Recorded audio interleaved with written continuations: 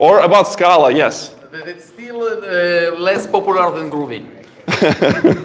Which version? Any version. I was told the Scala 3 is going to be better. Make it so useful. Take some pictures. Oh. I need to Yes. Great, like sponsorship and all the expenditure. Welcome everybody to Nashville JUG. Okay, I'm going to take 10 minutes of your time just because I'm so excited I have to share it. Personal anecdote, I speak at JUGs for a living, among other things, and a month ago I visited Cleveland JUG. So you might make assumptions about how good I am in this job by guessing how many people came to this meetup. 100,000. Okay, so 100,000. Anyone else? 3. 0. I did a private session for the organizers. They kind of promised me that they will share the video. Oh, okay, nobody will share. It's just like how terrified I was this morning. I'm like, okay, this is going to be embarrassing. So in order to minimize the trauma, I brought my a great friend, Viktor Gamov, as a speaker, because I knew he will be game even if no one came. So that was kind of my safe. I have my own story to tell about this, so don't worry, I will. Yeah, you will, right, from your perspective. So anyway, I'm so excited that you're here. Thank you very much for coming. 1,100 people in the meetup group. I didn't expect like that to be like even an issue, but you know, I guess it's just a bunch of other people who are here first time. Okay, most of you. So I don't know what like 190 something people are doing in the meetup group if they're not here, but okay. So yeah, Hilary Kura, who is the head of Java community in Oracle, contacted me this spring, the winter, and told me, hey Baruch, we have this meetup group in Nashville, 1,100 people, and meetup.com is going to close it because there is no organizer. So can you please, like, just take over since I know you're local. And we lived here for a couple of years, moved from Silicon Valley, before that moved from Israel, before that moved from Russia. I mean, yeah. Yet, best place for now, the island that is here. USA. USA. USA. And Tennessee in particular, and Nashville area in even more particular. You'll move here, don't worry. I'm working on it. It's all like a marketing campaign to make him move here. That's why he is here. So I said like, okay, I'll take over. I'll pay like whatever, $30 a month, but I'm not planning to do anything with it because I didn't. And then I'm kind of, you know what? That would be cool to actually do something and to meet people and you know, to do like a meetup. And I came to my bosses at Gradle, yeah. And I said, hey, I have this meetup. Do you want me to do something with it? And they're like, hell yes. Take as much money as you need, buy the food, buy the drinks, we'll do the swag, we'll do the t-shirts, we'll do the stickers, we'll pay for the speakers to come, just make it awesome. So this is what we are doing. Thank you, Gradle. If you want to win prizes, just scan this little code, you cash your build, make it much faster, you scan your build, and you know what's going on, and then you win prizes. How cool is that? On top of that, the t-shirts you already took. We also have a couple of very exciting raffles that we are going to do after the talk. And the idea is, yes, I make you stay until the end because, you know, the talk might go like, he's not even listening to the pastor. I'm tweeting. I'm tweeting. Yes. It's important. Social media, it's important. It is important, right. No, the talk will be great, but after the talk we'll do the rounds. So, great books from O'Reilly here. Two licenses of any IDE from JetBrains, Java. You'll probably pick IntelliJ IDEA, and you should. We'll do it after. What else do I forget? First time. Oh yeah. Next meetups. So we have a great lineup. I mean, I cannot say how it is related. Josh Long. Woo! Yes. November 6th. Josh Long. Save the date. Save the date. Save the date. How about Dr. Venkat Subramanian. Subramanian? Thank you very much. If you are not familiar, he is really one of the best speakers in the entire Java industry, and he's coming in February, just after the holidays. And then in March, we'll probably have Matt Rabel, another Java superstar. So a lot of looking forward. I will obviously posted everything on Meetup, so we'll take it from there. But yeah, we have great plans to make it working. I'm not sure if we can commit on any like particular Thursday of the month. We'll see if we should. I was thinking about maybe cooperating with Atlanta JUG and Knoxville JUG, and kind of do a little roadshow for the speakers. They will start at Atlanta on Tuesday, they will do Knoxville on Wednesday, and they will come here on Thursday. We'll see how that works out. Anyway, it's going to be live, so follow, spread the news, tell your friends how awesome this JUG is with all the prizes and swag and great speakers. And with that, Viktor Gamov, the one and only Mr. Red Pants, Java champion, obviously. I think all of our next speakers are Java champions. Yeah. Yeah, right? Yeah. How cool is that? Yeah. What else? You take it from here. Yes, I'll take it from here. Thank you, Baruch. So, before we start with the formal presentation, I just want to point out that it is very important that you can treat this not only as something like you will have a speaker, like star speaker, like awesome speaker, fantastic speaker, Java champion, like to the awesome guy will be here.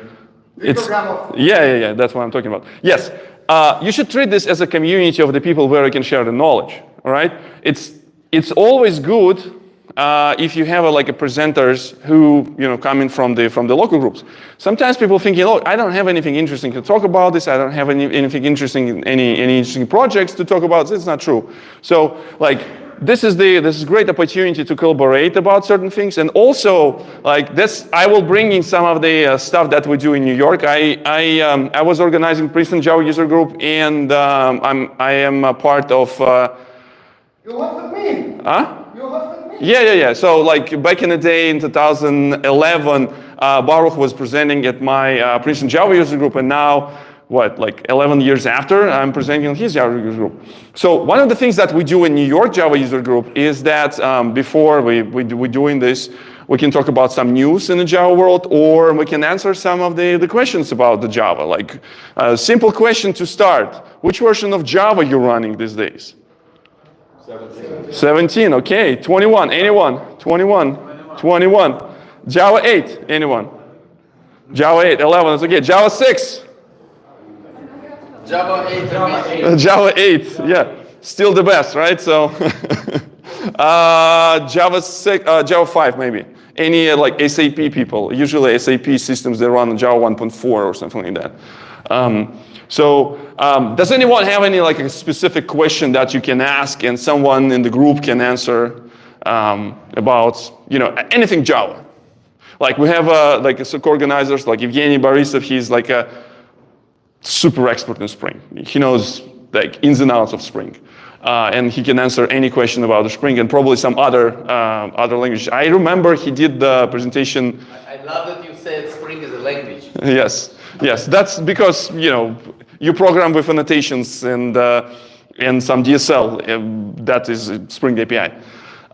Anyone? Any hard questions from the jobs? Does anyone use Gradle at job? Does anyone know what the Gradle is? Who is Maven? Maven. Okay. And? Okay, good. At least, and the Gradle, I don't know how they call it, and Baruch already left. They have this project that can improve your build even for Maven, so not necessarily for Gradle. Anyhow, if you will have questions during the presentation, don't hesitate to interrupt me. It's not about me talking here about the stuff. It's for you to learn something, and if something is not clear, there's always two things. Like if there's a silence in the room, it's like everything is clear or nothing is clear. And without proper communication, it's very difficult to say which one is which, right? Today I'm going to talk about a subject that is very, very close to my heart, and maybe not 100% related to just like, okay, we're writing code. It's more about day two responsibility, how you would run your Java microservices in a resilient and discoverable and observable way. So that's why we're going to be talking about service mesh. And I'll bring some examples for Java using the frameworks that I hope you all know and love. Like so there will be some Spring Boot, there was a Micronaut. And essentially in this, my clicker is not cooperating. Here we go. So actually this presentation is a part of the bigger workshop that actually did this, and this is the link to GitHub. Everything that I will be talking, source code, all these examples. There's even like a narrative, so you can, if you doze off for hard working day and you lost a couple of the things from my train of thoughts, you can pick up there because like everything I wrote down, it's like a full-blown workshop. And if you go to Kong YouTube channel, K-O-N-G, you can find the videos where I'm explaining this type of stuff. So again, like I'm here to teach you about something, and hopefully you will learn something new today. So it used to be so easier in the world of application service, because right now like everything is like what? Microservices, containers, Kubernetes, some other things. Does it make sense, all those words for anyone, or we're still in the world of exciting Java EE enterprise servers? Who's running, I don't know, what's the cool application server these days? WebLogic, WebSphere, the Wildfly. WebSphere, I already said WebSphere. No, they have the new name for WebSphere. Liberty, exactly. So essentially, WebSphere, yes, WebSphere, it was a great piece of technology because it allows you to program against certain APIs. So you, as a developer, you're not reinventing the wheel. So for example, if you need to deal with database, you usually use database driver, and you have a database connection, and using some sort of thing called connection pool that will be responsible for establishing this connection between your application and your database. Because we know that if you're not using this with connection pools, you need to manually manage your connection to your database. You need to, when you start using the database, you need to close those connections, and so far and so on. If you need to write some sort of like a web tier for your application, you're not writing your web server yourself. You're using things that was called the servlets, or you're using something that was built on top of the servlets called like GSP and all these kind of things. And so far and so on. So there's a lot of complexity was hidden for you by the platform, by application server. It's always all good, but the problem is everything was like stuck in one place, in one big monolithic application. And all these new experts is coming into game and saying, hey, the monolith is actually bad for you, and they're actually not bad. The problem with the monoliths is that over the certain level of complexity, it's very difficult to reason about them. It's very difficult to understand what is going on in the systems. So there's a lot of things that changed when people start breaking this down into smaller components that we call these days microservices. And with emergence of technologies that allows to deploy and deliver these things quickly or somehow in a repetitive way, a reproducible way, technology like containers. So those things actually brought the idea right once run everywhere into the world, not the jars and wars that we wanted, but actual containers that you can just share your container, you can share your Docker file, you can share your Docker Compose file, and the people will be able to run your applications, right? Technology like Kubernetes bring this into the world of how I can manage this and how I can deploy this. Say, if my container will go down, Do I need to call someone so they will go there, they will sit inside the car, they will ride there to the place and bring back container because it was down. Now, Kubernetes will solve this problem to you. Now, but the problems usually happens in the level of network. That's why I started with the things around connection pools. Usually, when you're dealing with some external system, you're dealing with the networking, and the networking is hard, notoriously hard. So today we're going to see how we can refactor some of the microservices to something that is more manageable and can be used with grace. My name is Viktor Gamov. As I was introduced, I am a principal developer advocate at a company called Kong. At Kong, we build all the tools for application connectivity, API management, and other stuff. Before that, I wrote the book about Apache Kafka. Anyone heard about Apache Kafka? Absolutely. Okay, so go pick up my book, Apache Kafka in Action. It's. Why we don't raffle your book? Are we not? So yeah. Okay, so there's a special code if you want to pick up the Kafka book. You go with Kafka A35. That's code that's available for everyone. Next time I'll bring my books. I'll ask you something else. If we raffle it, can you ship it? Yeah. Okay, so we'll raffle another book. 100%. Yeah, 100%. Yeah, and I've been in the Java community for a while.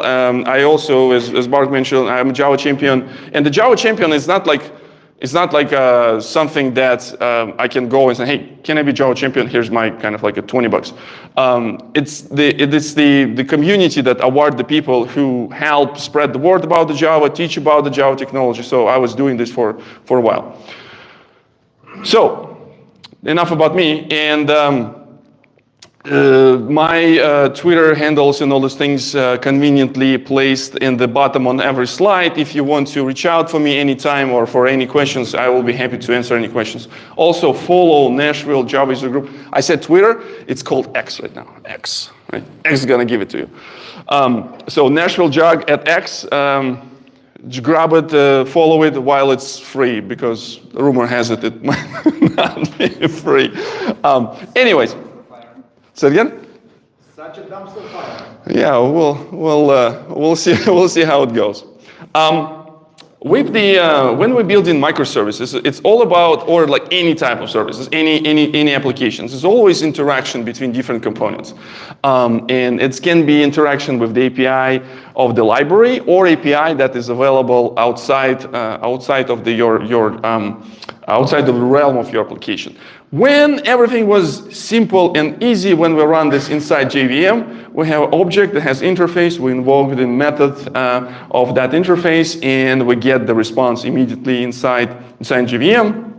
And JVM provides us with lots of things that simplify our development, so we don't need to worry about the security, because there's a protection about some of the code that you can execute, some code that you cannot execute. There's always ways, you know that because it's a local, if you call some code, you don't need to wait almost, unless you're running some long computation. You will be able to get response almost immediately, and so far and so on. Now, with microservices, with this refactor, with this like savage refactor that Arnold Schwarzenegger and his team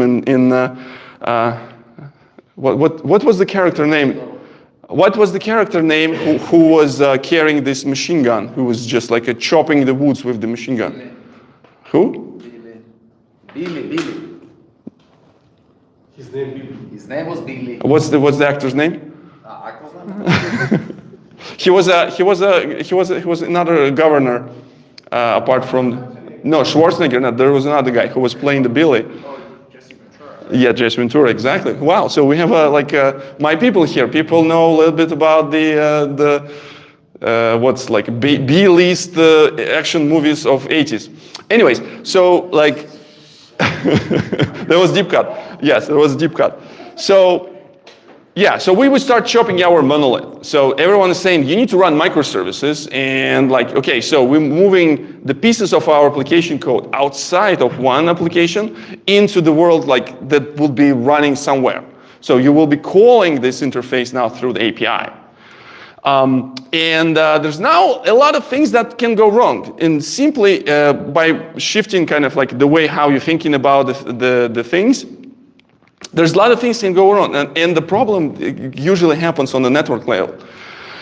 Again, in this picture, even though it's monolithical, and even though we were telling, everyone was telling that it's monolithic, everything will be running inside one application server, like this part, it's definitely network. So you're usually not installing databases next to your application server because of your DBAs will not allow this, because DBAs need to be bigger machines than your application servers. And they know they're like a SQL magic and stuff like that to run all this optimization, and they will need to provide a security and role-based access control to this thing. So there's, even in monolithical things, there's no like a pure monolith that will have everything in one place. There was things that were network interacted. So even when your monolithic application will interact with database, it's still network code. As I mentioned already before, the frameworks that run inside the application server, they provide some sort of like capabilities for providing resiliency between this. If your application try to call your database and database will be down, there would be some of the retries that gonna happen. Maybe if your connection pool is smart enough, there would be not just like dump retries, then maybe some sort of exponential backoff. It will retry not immediately after it gets an error, but maybe we'll wait for a couple seconds and after that retry after that and see if this will recover. So those things already doing some of the things. But once we're going into microservices world, we need to think how we can deal with all those things, and it's not easy, and it's not coding anymore. It's not fun anymore, right? So because like, okay, we want to implement some pieces of functionality, but people in operations, they want the encryption of the traffic. So the communication between those systems would be secure. You cannot control something if you cannot observe something. You need to collect metrics, you need to collect traces, you need to collect logs, traces, and see how this information will be propagated so you can have a bigger picture. And since we're running multiple systems, we cannot have like one bigger picture. We need to have some sort of place where all these things will be aggregated so you can have a bigger picture about the things. Things around resiliency, things without retries or rate limiting, things what, again, Twitter and rate limiting. Just recently there was an attempt to fight some bots, and regular users were limited by doing some pieces of functionality. So rate limiting is another way how we can introduce different things. And as a developer, I hope you understand that you're expecting this to be part of every application. This needs to be, it's not a kind of like, we will do it later. You need to do this today. And you have options here. One option is implement yourself. Another option is to use frameworks like Spring Boot. Can you run your microservices with Spring Boot? You can use this framework that came from the Netflix stack, Ribbon, that allows to do service discovery. You need to find where the service that running the API is located, because it needs to be IP address or there needs to be some DNS address in order to locate the service. So you need to make sure that when you invoke in the service, you invoke the service with certain level of resiliency. So that's why you need to use resilience for J if you need to do different retries, or you need to do different like circuit breakers. Circuit breaker, it's a like approach or pattern when you have a multiple microservices and one microservice needs to call multiple microservices, and in order to prevent cascading failure of or a total meltdown of your system, you need to make sure that somewhere you have a circuit breaker that will stop and say, hey, just back off. We need to recover. And the way how it's done, it can be done through either caching some responses, sometimes getting kind of cache responses better than not getting any response at all. Now, collecting all these metrics, there is a fantastic integration with the it's called Micrometer framework inside Spring Boot, and you can expose the service things inside Grafana, Prometheus, and so far and so on. And tracing, we know there's open telemetry, there's a JAGger that collects when you call one service, you need to make sure that you know that the service will call another service and how you can know how much time it takes for one service to get another service. You collect the trace, and after that you see how long this particular request takes some time. A lot of things. And you can put the API gateway for the mix just because why not? Okay. Now, this is the stuff that you need to put in your application apart from your business logic. It's a lot of things. You need to implement business logic, and you need to put the frameworks, and you need to make sure they're compatible with the stuff that other team is using. Because idea of microservices, we have a pizza box teams that develop smaller pieces of functionality, and you connect them through the APIs, right? And you need to make sure that your library that you use will be compatible with the stuff that they use, because you need to have a consistent results in your system. So, some smart people, smarter than me, smarter because they actually came from Twitter, as a matter of fact. So that's a perfect segue. So, and Twitter was written in Ruby, but was rewritten in Scala. Here's another pun for Scala for you. So it was rewritten in Scala, and all the things that they need to be doing with the service discovery, tracing, metrics collection, they were putting inside the jar that will be deployed, like the Twitter jar, or like a Twitter timeline jar, Twitter DM jar, or whatever. And they understood that they're putting a lot of same stuff inside your microservice, and your microservice becomes just like a fat service, because every jar needs to include all these libraries. So they're thinking about this, and essentially they invented this idea of service mesh by taking these jars and deploy it as a part of your application. So if you want to implement this thing in your microservices and you're running in Twitter, you just need to get, I don't know, import some BOM file, and you will get all those things.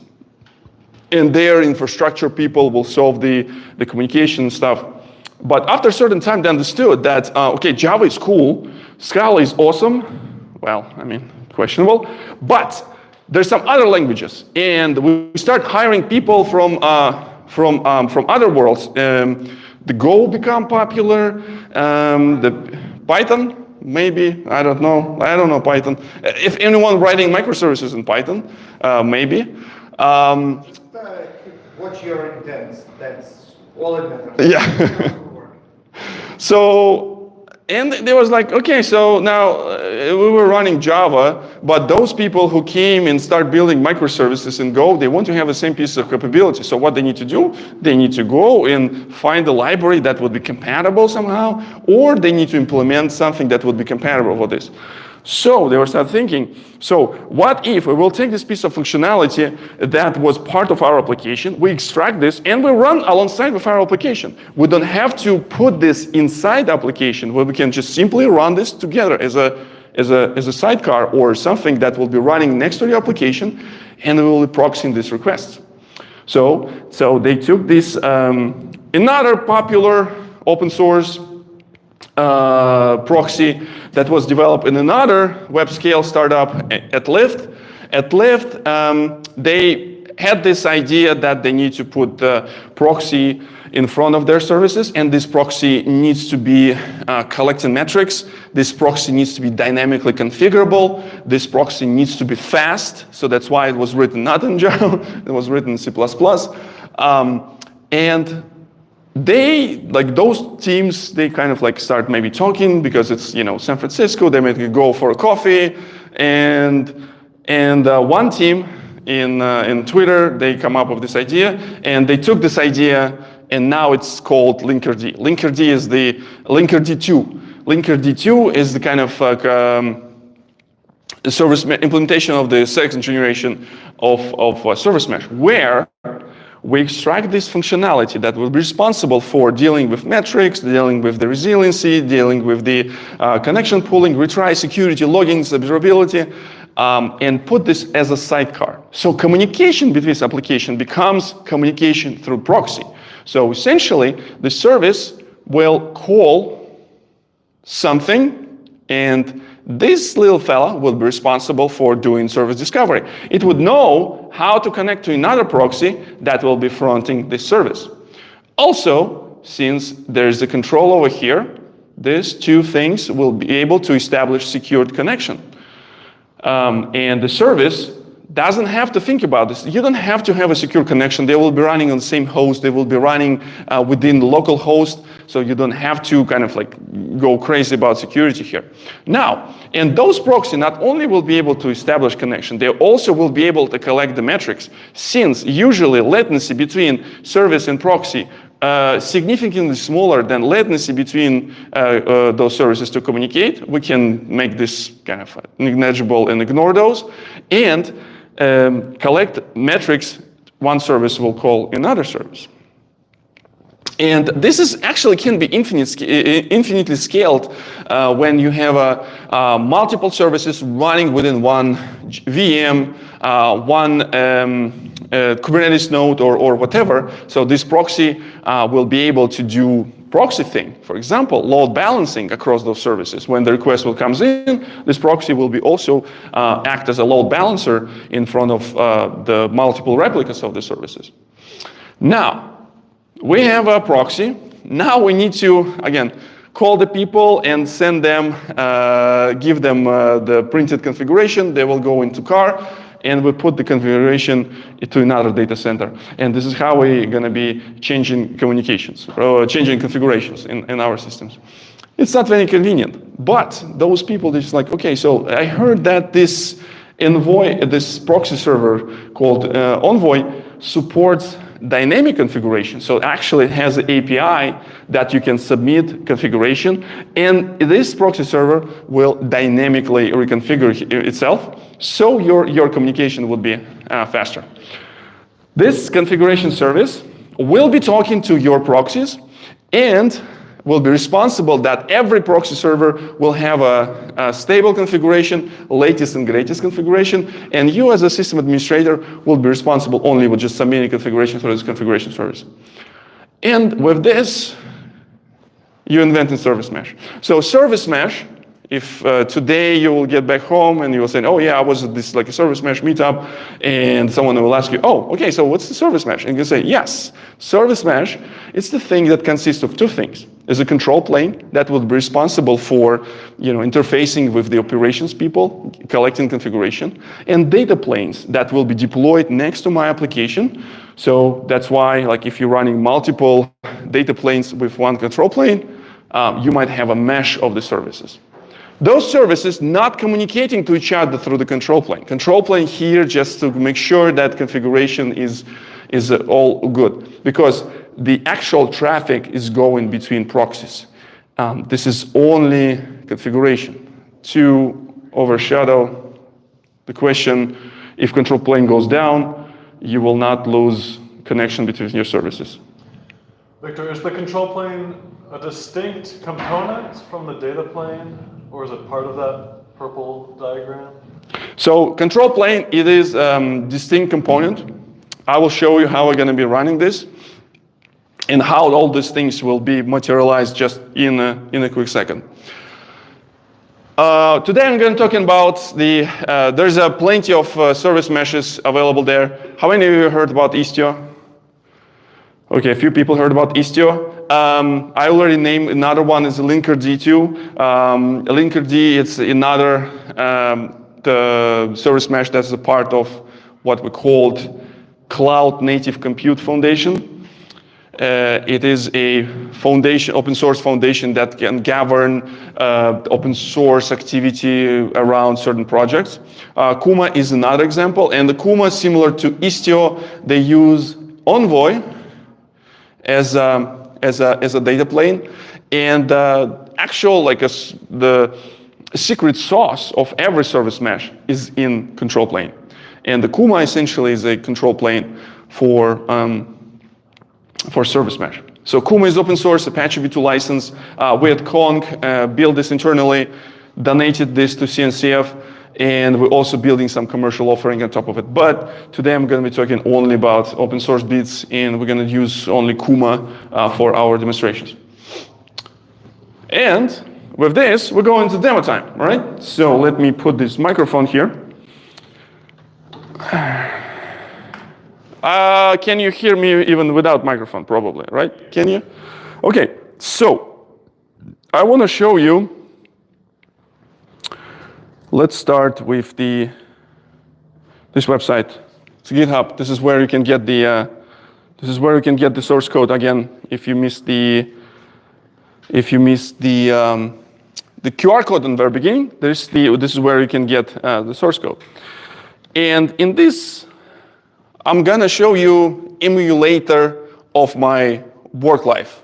So essentially, there would be a web service that I need to invoke, and I will do some work. So what I do for work, what do we usually do for work? We're going for meetings, and we're doing some meetings. So we invoke the work, we go for meetings, we're gonna go for 4 meetings, like number 4 meetings, and we get some. Half day. Huh? Half day, only 4 minutes. Half day, yes. We still need the time to call. Yes, no meeting on Thursdays. Fridays for a pet project. And for my work application, I will be using I will start with Micronaut, and after that we can go with something else. And essentially, what it does in my application. Can you describe briefly about Micronaut? How many of you heard about Micronaut? Okay. All right. Okay, good. So Micronaut is the open source framework that exists to help you spend less time on implementing things I just described with all this like a frameworks and integration. So you can only focus on the things that matter. So that's why, like, what I did, I just went to the website. It's called start.micronaut. No? Just we'll see. Yeah, launch. Okay, it's called launch because Spring Boot has a start, it has a launch. Okay. Oh, yeah, because they use this space, the metaphors, Micronaut. Yeah, so it's like astronaut but Micronaut. And say you want to build application, you want to use, of course. Where's Java 21? Where is it? No. Not released yet. Not yet. Okay. Yeah. Yes, the reason for that, because the versions, like if you go in version 3, the list is a little bit bigger. Version 4. 1.3 snapshot, you'll have Java 21. Yeah, probably. Let's see. No. Yeah. So for the version 4, it's even more simplified. There's like a lot of jars that now the part of the core library. But essentially, if you want to implement something, you just go and say add features. Say you want to implement Eureka discovery. So you want to implement service discovery using Eureka. Eureka is a distributed database that stores some information, and you can have a Eureka client inside your application, so you can do service discovery inside your application. You do boom, and in this case, you add this into your application. If you want to do, say, I don't know, Lombok, have it? Yeah. If you want to add the Lombok, you will have a Lombok here. Boom, you can add this here. How many of you heard about Spring Boot? It's pretty much the same stuff that Spring Boot does. Like if you go to start.spring, yes, yep, we know this. Yes. Yeah. He's coming. Start.spring, yeah. Yeah, exactly. Yep. So same thing, like similar thing. Similar. November 6th. Yeah. Yeah, check for the version of Java. Oh yeah. Oh, this is the. I know why it's a 17. I will tell you in a second. 21. Yeah. Okay. So the reason that one of the, I think the killer feature that comes with Micronaut, this is why I think they have a Java 17 and they don't have a Java 21. It's because they support GraalVM. In order to, when you compile your application, you will get native binary. So when you create the application, it doesn't compile you just a jar. It actually gives you like the executable Linux binary or for the whatever platform that you're using, which is significantly reduces startup time, but significantly increases compilation time because the GraalVM needs to do some some stuff in order to see all possible code pathways.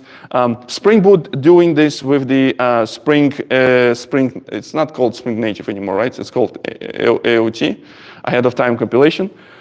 Or let's see, where is it? Dependencies. Yeah, so it's called GraalVM. So basically, the Spring started with this. Even if you're relevant support. I don't know. I don't develop this framework. I have no idea. I was trying to defend this. Let's speak with Graham. We'll ask him the hard again. So the thing is, with the only reason why I chose to use this, because I wanted to have very quickly just have a like REST controller. I want to have ability that framework will generate me Docker container will have some sort of integration with the with configuration system. For example, I need to have ability to override certain parameters that I will be invoking in real time through environment variables and things like that. So in this case, I can implement this myself or use some library that was written by typesafe people, typesafe config, very good library. It's just like a tiny jar that allows you to. It's library called typesafe config, but it's called Lightband company now. Okay. No, but Liveband still around? I think so. I don't know. Scala for years, they're probably all dead by now. They remain to the dark band. So now it's not the. So I don't know. Like it's still there, but I wanted to have like a minimum setup because I wanted to just one small thing. I wanted to have a REST controller that would be responsible to work URL. And after that, I want to call my meeting web service. And my meeting service will be written in Spring Boot. And if I go to my meeting and see implementation, you would know what I do during meetings. And essentially line 30, that's what I do during my meetings. Don't tell my boss, I'll be fired. So if I will call this service for 4 times, I will get 1 second and I'll get some sort of like a response. And also I measure how long it would take in order for me to do this.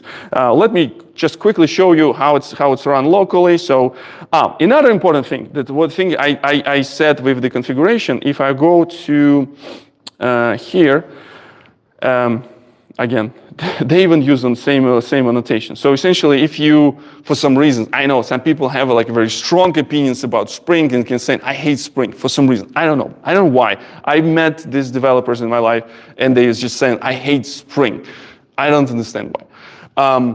If you hate Spring, use Micronaut. Absolutely the same annotation. See, controller, there's a sneaky throws annotation, get, but they sit inside the Micronaut package. So if for some reason you hate Spring, use Micronaut. So one of the things that I wanted to use is to inject a URL for my meeting service inside my the work service. So my work service would know what to invoke.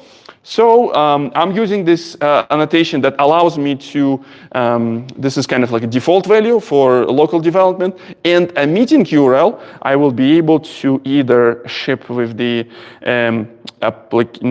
it's going into resources, through YAML file, or I can override this. I like YAML in this case more than property files for some reasons, because I have this nice IntelliJ ID plugin that has different colors. It's called the Rainbow something, and it shows nice. So I can live with YAML.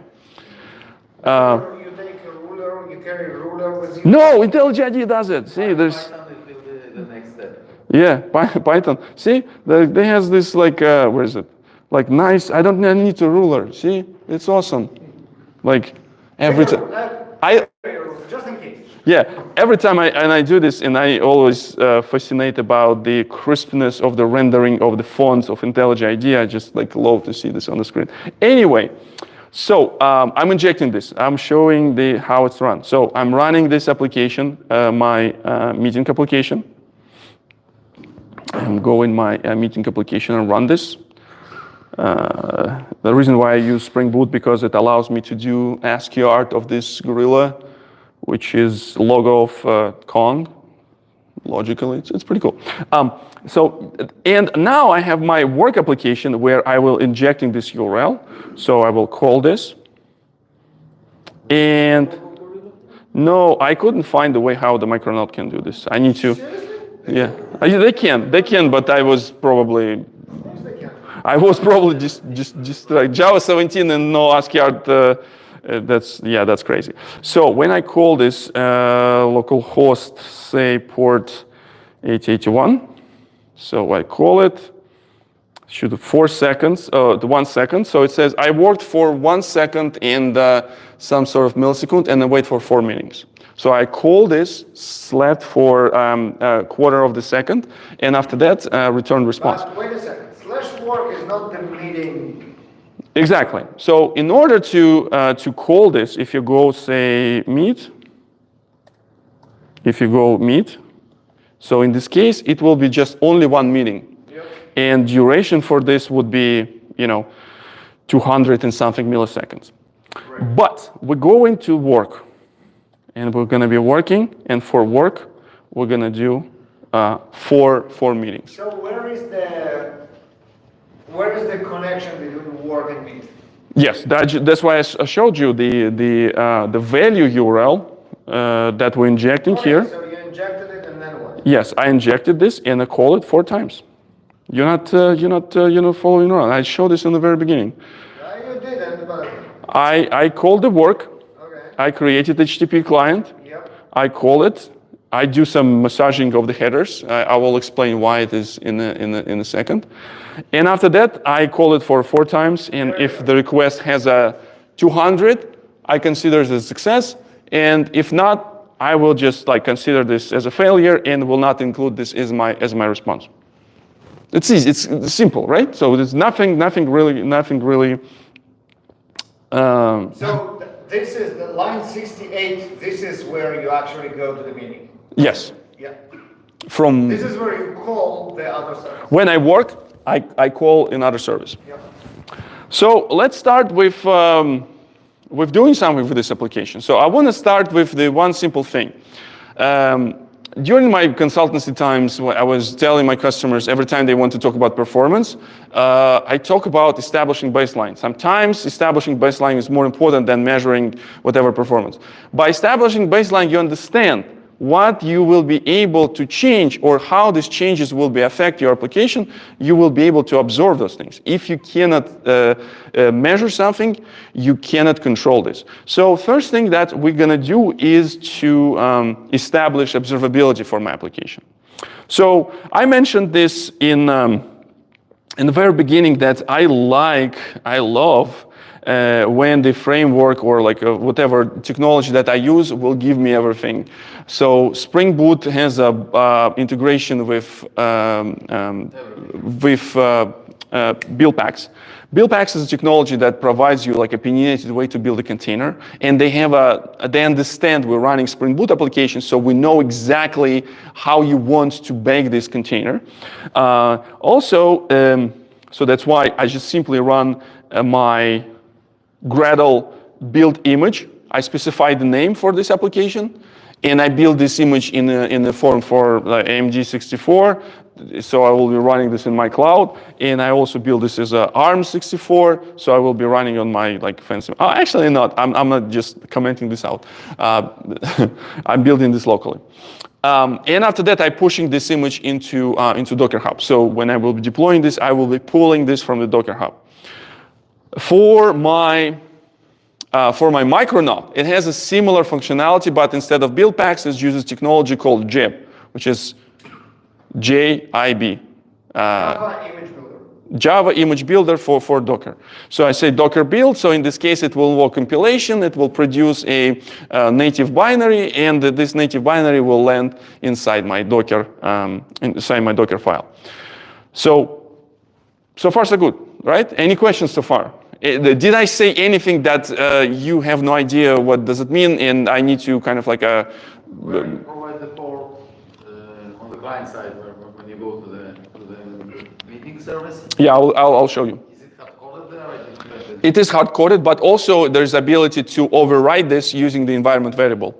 If I will supply environment variable that has like real URL, it will override this. Otherwise, it will be using the hard-coded value, which is going to be localhost, which is going to be a disaster.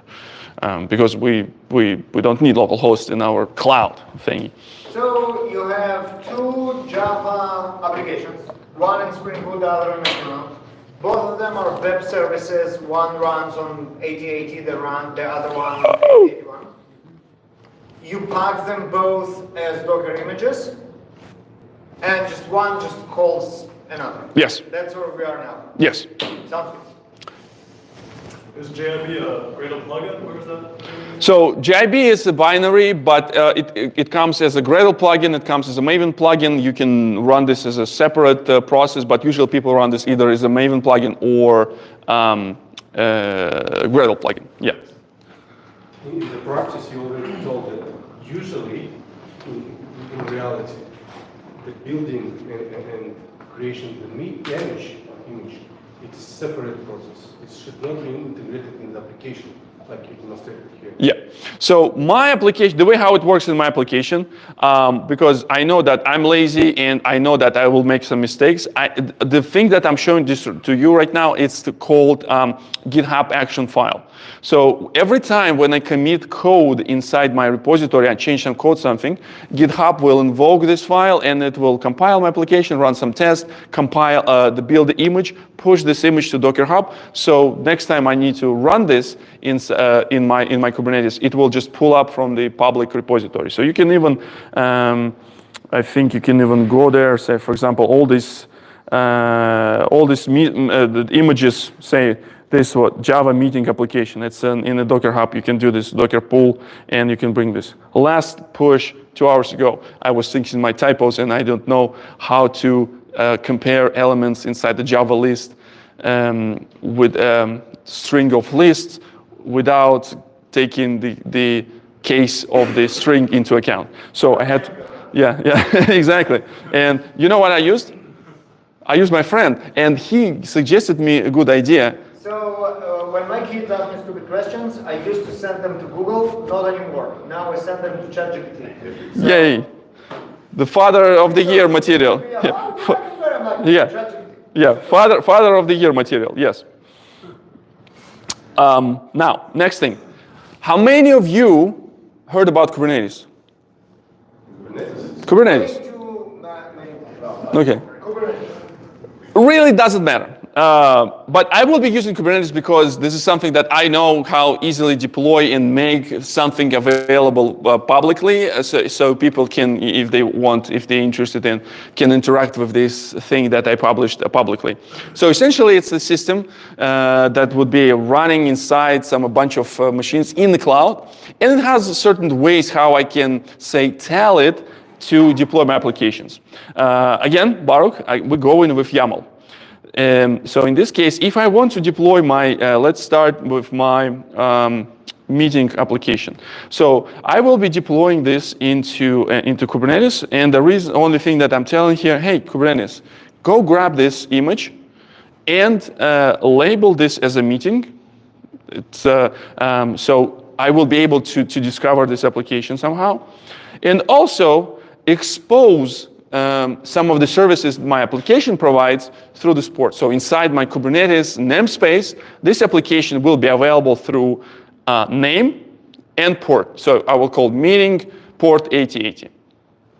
And the Docker image that you pull is exactly the Docker image that you just do. Exactly. And I'm using best practices, you know, YOLO. Latest, yeah. Always use the latest. You never know, you know.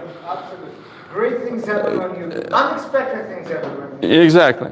So same thing for my work service. For my work service, I only use different service. I use in different port, but deployment would be look like this. Ignore some of the comments for now. But one of the things that Jenny was asking is how I can overwrite this meeting URL. Remember, I put this inside my value annotation as a kind of hard-coded value. Now, it's for me, it's a chance to put actual the meeting URL of this application. And this is how we're doing the service discovery, essentially. We, inside Kubernetes, there's a standard ways how you can discover other services, name of the service and port. And after that, you will be able to construct this URL since they're running in the same namespace. You don't have to do anything else. I will show you a better way in a few seconds. Now, so I deploy those applications, and let's take a look on Kubernetes side of things quickly. We're going to a namespace. Namespace. We're going into Mesh for Devs, and there's a bunch of things, but 2 services, actually 3, but ignore them for now. Work and meeting. These 2 services are available here. Now, Kubernetes is running this stuff inside these containers, and there's like a very sophisticated the ways how you can access those things from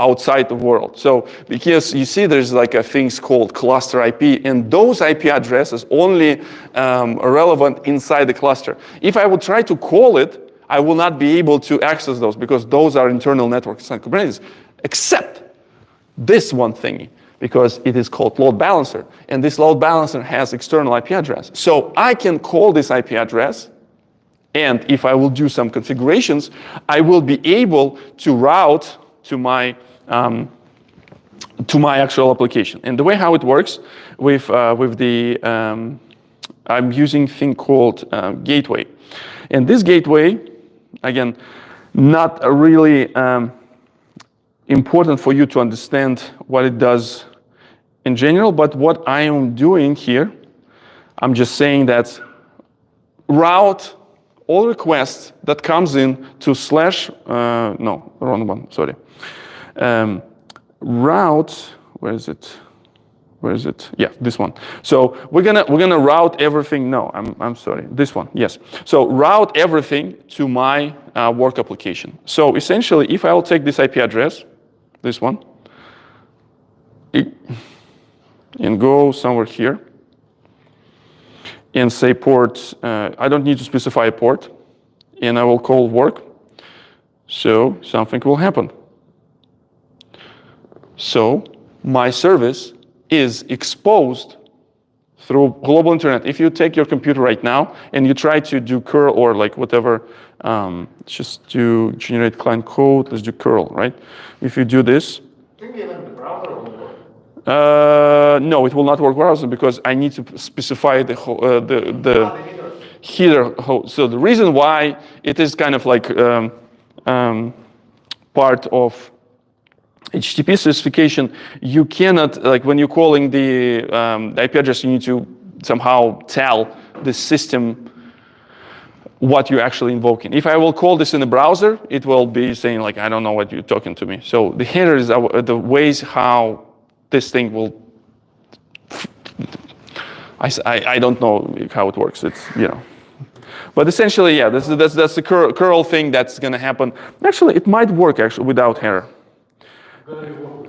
Yeah, it should work without header because when I call him with the browser, though, it probably will not work. With curl, it should work. Yeah. Let's try it. With browser, because browser. Where did you map the port? And the getter config? No. There we go. No, actually works. I thought it will work. Yeah, actually works. So the way how it works inside the gateway, I start this process that will be running inside Kubernetes. That will be a listening port 80. So that's why I don't need to specify the port. And with my HTTP route, I just specify it here. So inside my service, it will call the service. Let me explain. You cannot find meat from outside world, outside of the cluster, because you didn't map it on the gateway. Yes, exactly. So my service right now is exposed only work service. That's kind of like a whole idea, that kind of like a fronting with gateway. Now, where does gateway from? Like Viktor, he was talking about service mesh. Like, just why are we talking about gateways now? And the reason why, because my Kubernetes cluster has one funny thing. We call it, where is it? Command D. Nope. My namespace that I deployed all applications, as many of Java people love to have annotations. In Kubernetes world, we have labels. And I may label my namespace with this sidecar injection magic. What will happen? Remember, with service mesh, with this thingy that I showed you, it has two components. It has a component called control plane. It has component data plane. So this label is indication for control plane to take data plane and bring in close to my application. So inside my application, when I build my application, nope, not save changes. When I build my application, say we open this work application, I build only one container, and this is the output from my Micronaut. Don't create it. But my control plane just went there saying, okay, so this guy asked me to inject some sidecars. So I will go ahead and will inject those sidecars. So I inject small proxy next to my application, and this proxy would be under my control. So I am, as a control plane, I will be able to send configurations there on check live the health of this service. And also, because my control plane also deployed as it's called Kumu system, as another pod, I can go and see inside this. In Kubernetes world, I can, if I want to develop inside my Kubernetes, I can establish connection to my Kubernetes cluster from outside using so-called port forwarding. So I literally creating tunnel between my pod that is deployed in my Kubernetes cluster and my local machine. So I can go and see something like this. Let me do this, show you. So I took this local host, local port, and proxied this to my Kubernetes cluster. So now, when I'm hitting this URL, I'm actually talking to control plane that's deployed in my Kubernetes cluster. It's crazy, but it is a thing. And my control plane actually comes with the UI, so I can see all my services are deployed. Specifically, when I look my services, I'll see a bunch of stuff that we're interested right now. Specifically, we're interested in work, we're interested in meetings, and a bunch of other things. My service mesh also smart enough to provision me a gateway, so I can expose those services to outside world. So this gateway. Wait, easy. So meeting here is the name of your image.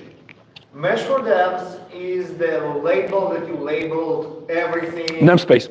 The namespace that Yes. you labeled, that you called all the services. Yeah. And then you have SVC. It's a convention, meaning that we're going to call it a service. In Kubernetes world, there's a pods, services, deployments. It's a type of the resource. Yes. Service, and then the original port. Yeah. So you get it, this is why they can find each other, because they have this port type, which is service, and not the label, the Namespace. The namespace are all the same, so this is how they discover each other. Once again, bring in picture. Yes. May I little bit stress? A question in reality. Let's say it's work file. We have work and meeting applications pretty well. And tomorrow we decided to add new feature. Wait a second. I have this. But like, do not run. I have exactly what you're asking.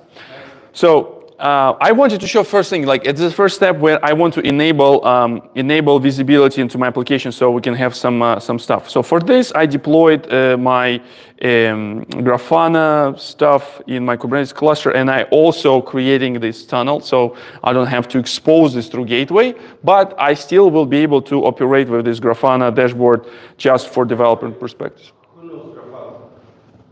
Yeah, a word about Grafana, Prometheus.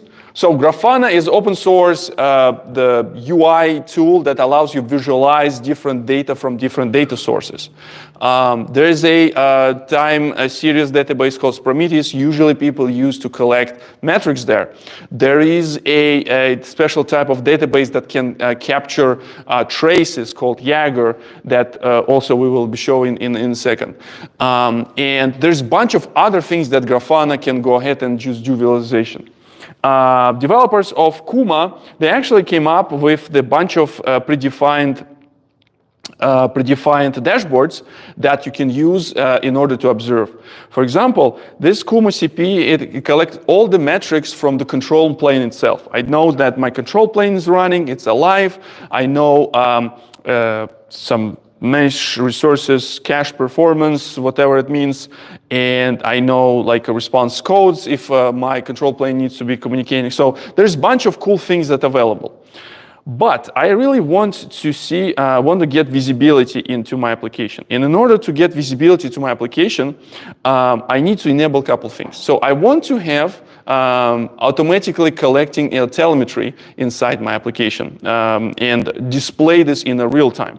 So for this, we're going to enable some. Since my application now running inside namespace, this is controlled by control plane and can invoke and inject different configurations, I can enable some of the cool things. Specifically, I can enable tracing policies for my application. So if I go and create this tracing policy, so what it will do, it will establish between every service that runs inside my Kubernetes, or inside my service mesh, it will establish this trace and will collect in the traces and send them into this Jaeger URL.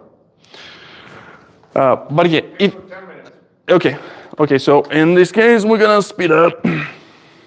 So we're going into go into Kubernetes control apply, a mesh, and we do a mesh trace.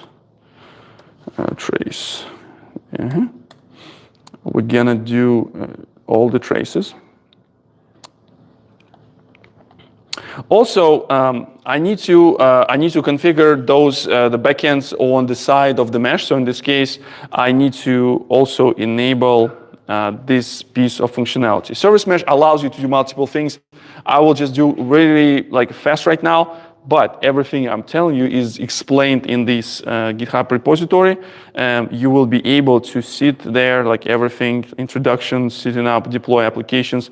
There's the written step-by-step thing. Just so for the sake of demo, let me just do this thing quickly. And I'll just do mesh. I'll just do mesh, this one. So before I implementing this, if I will look inside my mesh will have, so it's already applied. So I enabled mutual TLS between the services. I enabled security between the services, the thing that I was talking about in the file, in the presentation. I use Loki to collect log information. I collecting information about traces, and everything goes into Prometheus. Now, so let me generate some load in order to us see data in real time. So I'll go repeat on interval every second. Let's go. Should start doing the thing. Why not doing the thing? Do the thing. For some reason, it's not working. Let's do local. We'll just do with HTTP. Still works. Still works. Still works. Okay. That's one way to generate load. Yes, that's one way to generate load. So now inside this, if I go to browse and I go to service. No, let's go to Kuma. There should be Kuma mesh. So let's do last 5 minutes, and we're not gonna do refresh. So what I did, I created a configuration that automatically enables tracing on the proxy side of things, and Kuma start collecting this data and report this data inside the Jaeger. And this dashboard goes and reads the Jaeger and understands that traffic goes to gateway. After that, traffic goes to mesh, to work application, and after that, it goes to meeting application. So let's do a little bit bigger. Now, another thing to look at this one, I can go and say service, and I can run the query from the last 5 minutes. So inside the Jaeger, every request is captured and it has a trace ID. Have you ever seen, like, you want to go into some website and after that website crashes, and after that they will give you kind of like a long string that says like use this for reference or things like that. That's trace ID. That's how their developers will be able to assist you if you're going to call them and they say, hey, do you have this trace ID? We can see what you're doing. So they can go and look into this stuff. Specifically, all of a sudden, just by enabling traces on the mesh side of things, we start getting like a deeper understanding what our application is doing. Without me to showing you code, you will be able to see that my work application calls my meeting application 4 times. We can see this from this timeline, because the way how this tracing works, each request will include a special type of HTTP header. That will include trace information, and those headers will be propagated from gateway towards my work application, and from my work application to my meeting application. So in this case, because communication happens not the peer-to-peer between the services anymore, communication happens between the services. If you remember this slide, so communication now happens between proxies. So we will be able to collect some of the metadata. And for each request, we also will be able to collect log information. So this trace will be able, using this trace, you will be able to identify what is happening. Why it's so blurry? Like, can you probably can see on the screen is a little bit better. It's more sharp than in this one. So with enabling this like metrics, traces, and observability, you will immediately start getting this information about the system. Before we part, Phil brought up a very cool idea. So now you decide, screw this Java. I want to write everything in Kotlin, and I already did, and I already deployed this, and my application actually has same API spec. So essentially from the people who will be consuming this, it would be the same. But you will be proud of yourself since you're using like super cool new modern language. Of course. And in this particular case, I'm using a Ktor framework, which also does exactly the same thing as we discussed. Again, check this out. You probably never seen the Kotlin before, but you still will be able to read this. If I would show you Scala code, no one would be able to read this. So essentially what we're doing some header stuff, and we're going into 4 times, calling this server's meeting URL, and after that we're getting some response. So same application, exactly the same application. How I can do this? Same thing. I'm going to my deployment, and I'm creating another deployment. I call it work-ktor, very original. First, I need to create a Docker image. Yes, we already passed that. We know that the frameworks like Ktor, like Micronaut and Spring Boot, they all can do this by running Gradle build and running the image. It has the same configuration. It needs to invoke the environment variable. Configuration looks slightly different than it looks with the notations. There's a special type of API called environment.config.property, and in this case we can read this, and we can also override this using the environment variable. So it's already deployed. It's already deployed in the cluster. How I can send the traffic to this application? We want to do kind of A/B testing. So because we don't want to just go all in with Kotlin, we're still kind of like, okay, so we're not sure. So we want to create another destination on our gateway. First destination was our work application. And another destination that we're adding is our Ktor application. How I can see these names? They have the same API, they have the same ports, everything is the same. Yes. And thing that you can see from perspective of service mesh, it's already deployed because it's deployed on the same namespace. How it's called? a sidecar was injected. So those things are like talking to each other. So I'm going go ahead and doing this apply file. Mesh HTTP route. So it's configured. So now, how I can tell if I'm calling old version, old new version? The header. It says like it's gonna be calling ktor. I'm calling work like, and now I'm calling. And since the weight of both of them is 1, it will be 50-50. Exactly, like give or take. Yeah, it will So be now it's go back with the old version. It's based on algorithm, round robin. Yeah. So in this case, it's going to be you define the weight of the traffic. You can play around. You have different things now. But since you already have all these things configured and all these things are enabled, so this service will automatically start reporting things with where's it? Come on, where's it? Explorer. Where's the service mesh? Browse. And if we're going back to my Kuma mesh, what I will see now, the picture is different. And the picture now is in the real time. I didn't do this. I'm not architect to draw these diagrams. It automatically collects this information right from the living application. DevOps will love it. I hope. So basically, if you have a service, no matter how it's written, no matter how it's built, if it's deployed as a Docker image and it has an HTTP binding, HTTP, gRPC, TCP, Kuma eats everything. Yes. you can wrap it with this magic and it will just work. Right. Exactly. Bunch of YAMLs and you're done. Yeah. So the idea is that the YAML is a necessary evil for for all these configurations and things like that, right? So before we depart, just like let me show you one last cool thing why it could be like very interesting thing. So all of a sudden people start calling and saying, hey. Why are you sleeping in your... Like, why you were sleeping? Let's see. Let's try to call it. All of a sudden, you start going for 2 meetings. What happened? Okay, so the 4 meetings. I don't understand what is going on here. And apparently, come on, show me the previous version. Come on, previous version. Again, 2 meetings. So what happened?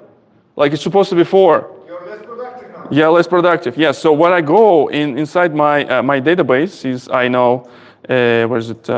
Jaeger. We go into search. We're gonna choose my gateway. We're gonna do run query. Everything. The last call, because last call we have only 2 responses successful. And also what we see here is the red ampersand. So meaning two failures happened. How we can define this as a failure? Let's take a look. So we can see here, because a response came with different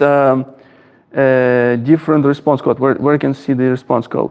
So essentially it comes with the different response code, and there's no logs here because this was generated But this by... is like a 500. Yeah, error. essentially. That's how Yeah. it knows. And let me show you this FY file. So what is that? So apart from the doing good things for your application, Service Mesh has control and ability to do very destructive things, but it's actually maybe not super terrible. So this is a thing called a fault injection. Speaking about DevOps people who love me, I would prefer their bosses would love me because they paying for this stuff. Essentially, DevOps people have this concept called, do you have any DevOps people in the room? Okay, I can talk about this. It's called game day. Essentially, they can emulate behavior of the system during the important times of the life of the company. Say, we want to make sure that when the Black Friday starts, we have our monitoring, our alerts are available. In case of failures will start popping up. So what they do, they're injecting the failures inside the application flow, and they want to see if the responsible people will receive notification, if people will be paged, and things like that. So Integration testing in this particular case is a chaos testing. So we're injecting this controlled chaos, injection controlled flow between two services, between meeting service and the work service. And we're saying 50% of requests need to return 500 error. So essentially, instead of 4 meetings, we're having 2 meetings, 50%.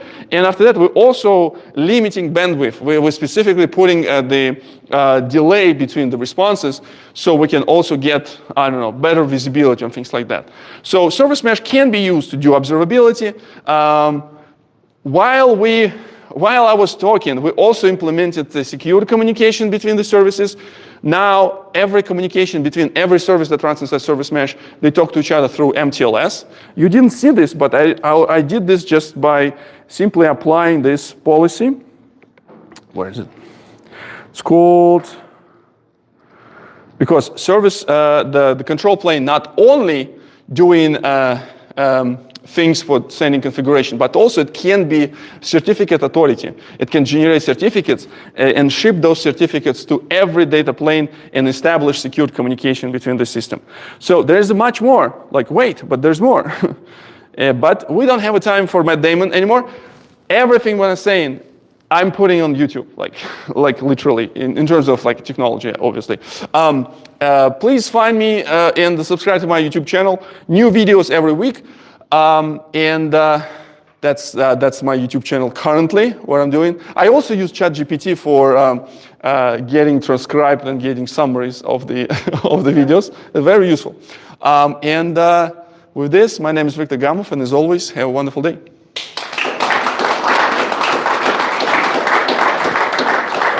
Do not forget. One last thing. Oh, of course.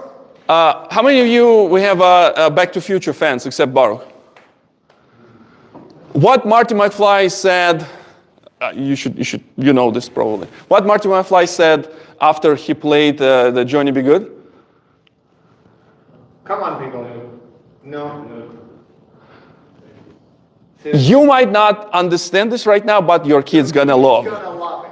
Yes. So same thing with this presentation. You know, there will be a day that you will say, crap, that was good presentation. And he actually talked about some useful stuff that we can implement this. So, yeah, think about future and yeah, grab the slides. I will put the QR code once again if you want to get the source code of this. And again, always reach out to me on Twitter.